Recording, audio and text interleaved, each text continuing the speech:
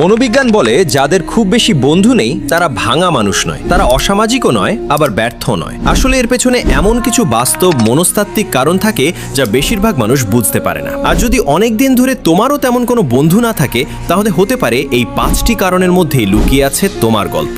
শেষের কারণটি সবচেয়ে বেশি সম্পর্কিত, তাই মিস করো না। 1, ভুয়া মানুষ একদম সহ্য করতে পারো না। যারা সামনে একরকম আর পেছনে আরেক রকম, তাদের তুমি খুব দ্রুত চিনে ফেলো। তাই ভুয়া মানুষের সঙ্গে সময় কাটানোর চেয়ে একা থাকতেই বেশি স্বাচ্ছন্দ্য বোধ করো। 2, সামাজিক মেলামেশায় তোমার মানসিক শক্তি দ্রুত শেষ হয়ে যায়। অনেক মানুষের সঙ্গে কথা বললে তুমি ক্লান্ত হয়ে পড়ো, কারণ তুমি শুধু শোনো না, প্রতিটি কথাই বিশ্লেষণ করো। তাই নিজের শক্তি ফিরে পেতে তোমার একান্ত সময় দরকার হয়। 3, তুমি স্বাধীনভাবে চিন্তা করতে ভালোবাসো। নিজেকে বিনোদন দিতে, নিজের সিদ্ধান্ত নিতে এবং নিজের মতো ভাবতে তুমি সক্ষম। এই স্বাধীন মানসিকতাই তোমাকে অন্যদের থেকে আলাদা করে। 4, বিশ্বাস করতে সময় নাও। তুমি সহজে কাউকে বিশ্বাস করো না, কারণ তুমি বুঝে গেছো সবাই বিশ্বাসের যোগ্য নয়। তাই আগে মানুষকে পর্যবেক্ষণ করো, সময় নিয়ে বোঝার চেষ্টা করো, তারপর সিদ্ধান্ত নাও কে তোমার বন্ধু হওয়ার যোগ্য আর কে নয়। 5, সত্যিটা হলো কম বন্ধু মানেই দুর্বলতা নয়। যদি তোমার বন্ধু কম থাকে, তার মানে এই নয় যে তুমি দুর্বল, বরং এর অর্থ হতে পারে মানুষ বেছে নেওয়ার ক্ষেত্রে তোমার মানদণ্ড অনেক বেশি।